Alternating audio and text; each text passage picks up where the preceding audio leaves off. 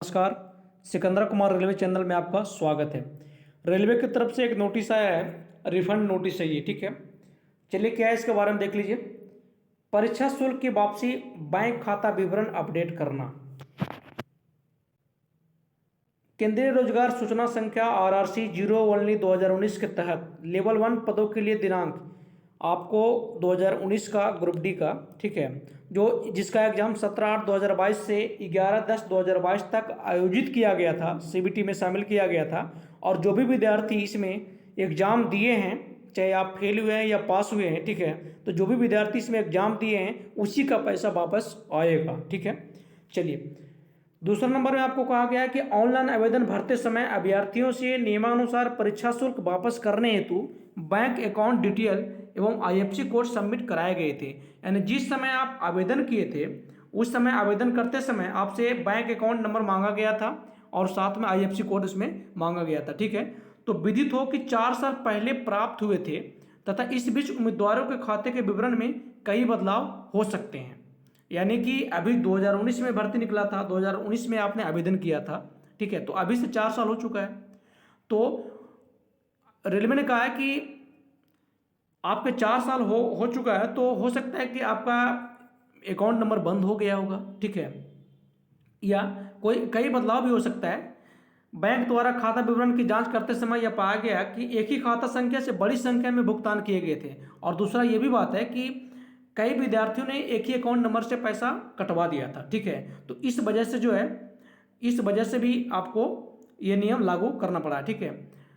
इसके अलावा विभिन्न बैंकों के विलय के कारण उनका IFSC कोड बदल दिए गए हैं, इसीलिए बैंक खाते की पुनः पुष्टि और नए विवरण लेना आवश्यक है ताकि उम्मीदवारों को सही बैंक खाते में धन वापसी की जा सके। देखिए यहाँ पे 3 कंडीशन है। हो सकता है कि आपका बैंक बंद हो गया होगा, अकाउंट नंबर जो दिए थे उस समय बंद हो गया। दूसरा, एक ही खाता से कई विद्यार्थी ने उसी अकाउंट नंबर से पैसा कटवा दिए थे, दूसरा, ये 2 कंडीशन हो गया। तीसरा, आपको कई बैंकों का विलय हो चुका है, तो बैंक जब विलय होता है तो IFSC कोड उसका चेंज हो जाता है, ठीक है। तो इस कारण से जो है अब एक विद्यार्थी के लिए एक अकाउंट नंबर होना चाहिए, उसी पर रिफंड आपको होगा। लेकिन यहाँ पे आपको बंद हो गया होगा तो जाएगा नहीं। अब कई विद्यार्थी जो है एक ही खाता से ट्रांसफर कर दिया होगा तो उसके लिए फिर कैसे जाएगा, ठीक है। और अगर आपका बैंक विलय हो चुका है तो IFSC कोड भी चेंज हो गया होगा, ठीक है। तो उसके लिए एक रेलवे मौका दिया है, ठीक है, ध्यान दीजिएगा। तीसरा नंबर में आपको कह रहा है कि CBT में शामिल सभी उम्मीदवारों को अपने बैंक खाता विवरण प्रदान करने की सुविधा के लिए रेलवे भर्ती बोर्ड ने बैंक खाता विवरण अपडेट करने के लिए एक अवसर प्रदान करने का निर्णय लिया है। एक ही अवसर आपको दिया गया है, ठीक है, ये बार बार आपको नहीं मिलेगा, ये आपको एक ही अवसर दिया गया है, रेलवे साफ साफ कर दिया है, ठीक है।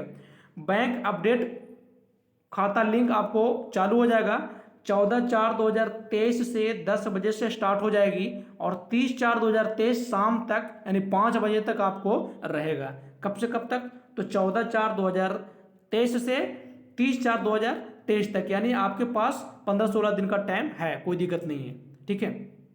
उम्मीदवारों को सलाह दी जाती है कि वे अपने बैंक खाते का विवरण अपडेट करने के लिए इस अवसर का प्रयोग करें, एक ही बार मौका दिया गया है।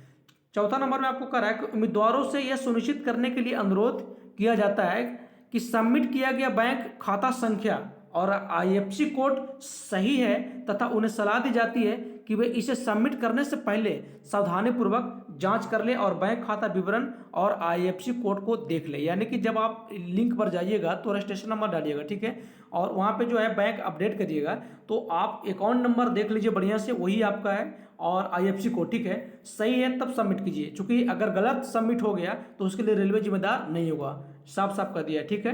चलिए 5 नंबर में देखिए यहाँ पे कहा हुआ है कि रेलवे भर्ती बोर्ड की सूचना दिनांक 13/10/2022 के संदर्भ में प्रश्नों, उत्तरों और विकल्पों इत्यादि से संबंधित आपत्तियों की समीक्षा के बाद वैसे अभ्यर्थी जिनके द्वारा उठाई गई आपत्ति सही पाई गई थी उनके द्वारा भुगतान की गई निर्धारित फीस वापस करने के लिए भी इसे जो है आपको रेलवे मांग किया। यानी कहने का मतलब हुआ कि आप एग्जाम दिए थे तो आपने आपका क्वेश्चन सही था और रेलवे द्वारा गलत कर दिया गया था, उस समय आपको शायद 50 रुपये लग रहा था, जो भी फीस लग रहा होगा, ठीक है ना। तो अगर आपका क्वेश्चन सही था, आपने कंप्लेंट किया था रेलवे को और सही था और फीस लगा था, तो वो भी आपको रेलवे पैसा वापस करेगा, कोई दिक्कत नहीं है, यहाँ पे कह दिया है, ठीक है, कोई दिक्कत नहीं है। अब यहाँ पे देखिए थोड़ा नोट्स में पढ़ लीजिए क्या है इसमें।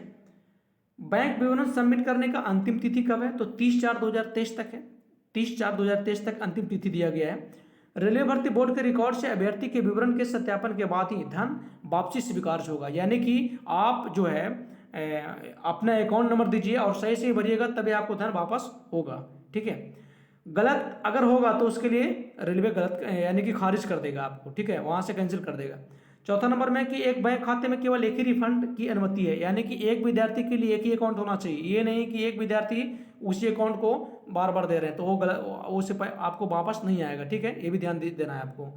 बैंक विवरण सबमिट करते समय किसी तरह की कठिनाइयों का निवारण हेतु एक हेल्प डेस्क मेनू दिया गया है।